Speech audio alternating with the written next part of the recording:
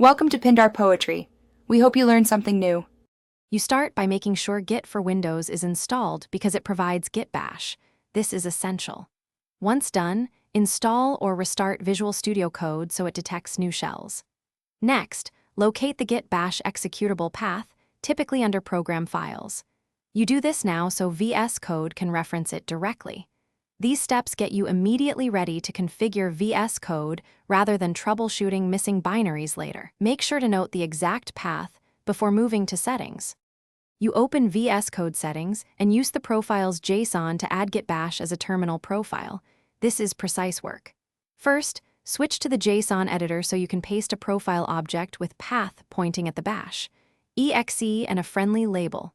Once pasted, save the file and then set that profile as the default in terminal settings. This makes new terminals launch Git Bash by default. It avoids repeatedly selecting a shell and ensures consistent behavior across projects. You finish by opening a new integrated terminal to confirm Git Bash runs and shows a bash prompt. If it fails, check the JSON entry. Make sure quotes and backslashes are correct and that you reference the bash. exe not sh. exe. Also restart Vscode after edits to apply changes.